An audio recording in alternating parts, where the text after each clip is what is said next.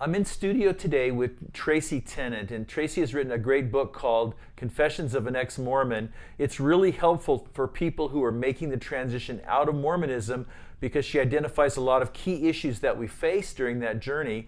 One of the issues that she gets into is how people respond to us when we start to let people know about our doubts or about our decisions about Mormonism.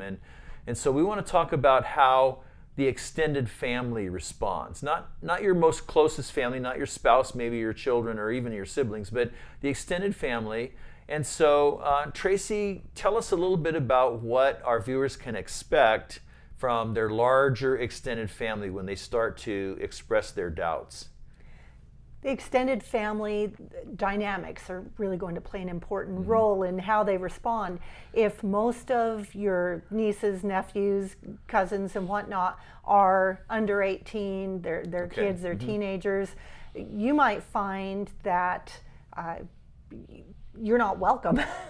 Yeah, okay. You might feel a little bit shunned because they're trying to protect their kids from your kids. Influence, from your apostate influence. Exactly. So there's that dynamic going on where you might feel a little less welcome, a little less invited, and some of the what you might feel is shunning might just be unintentional. You might not be invited to certain events like weddings or baptisms or whatever, not because they're trying to stay away from you or push you away, punish you or but whatever, they just assume, well, he or she has left the church and this person isn't going to be interested in the LDS ritual or whatever's going on. Right, that's a good point. Yeah.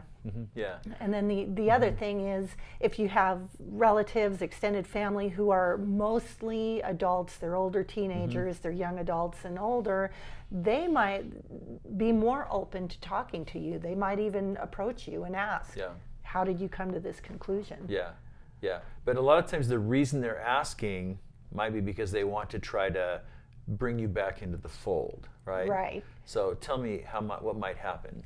Well, a faithful Mormon, a faithful person of any religion, they're going to feel an obligation, in a good way, a good obligation to bring you back. They care about you. They love you. They want you to be part of their faith community and bring you back. So they might ask you questions for the purpose of bringing you back. Like, I just came back from a family reunion where a nephew was very interested in hearing why I left the church.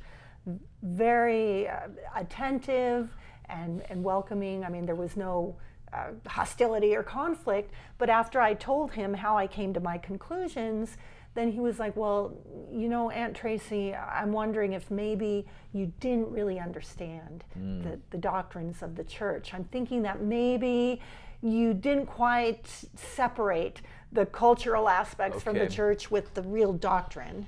Right, so they've got things that they think they understand that would help you to come back into the fold. Yeah, that makes sense.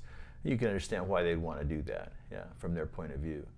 So, you might, if you're feeling isolated, maybe because of people's concern about their kids or whatever, then how do you get, what does that do to your sense of support, your feeling of support when you're going through what's really a kind of a challenging time in your own life? This is a critical time for you. You've got all this turmoil and emotions and everything, and if your extended family is primarily active LDS, maybe even inactive LDS, they tend to be there for your spouse or your kids who are still strong believing members of the church. They kind of take their side. Right, they take their side, and it's not necessarily because they're trying to take sides, as it were. They just want to offer support to the struggles that your active family members are feeling. They can identify with that because of their own faith. They see you as the one who is instigating the turmoil. They don't see you as one who is going through all kinds of turmoil. That makes sense. So All right, in light of people are going to try to reactivate you, your family members, they might take sides and leave you unsupported. They might isolate you some. You might have some division in the family. So how would I deal with that? What can you share with our viewers about maybe some ideas of how they can handle these things when they happen? I think it's important to maintain your own spiritual walk. It's so important to keep up, reading the Bible. The Psalms offer great comfort. So you're doing this, you've got to maintain a source of strength between you and the Lord. Keep engaging in prayer.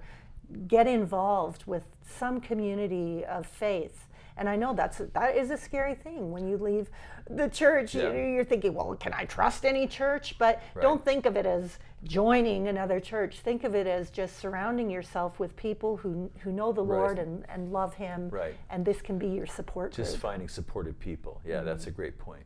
So, we have other topics in our library that deal with some of these issues, some of the relational challenges and how to stay in relationship with your family and how to find a church and some of these things. So take some time to browse through our library. But as you start to experience the response of other people toward you, hopefully this will be an encouragement to you today. Thanks for watching.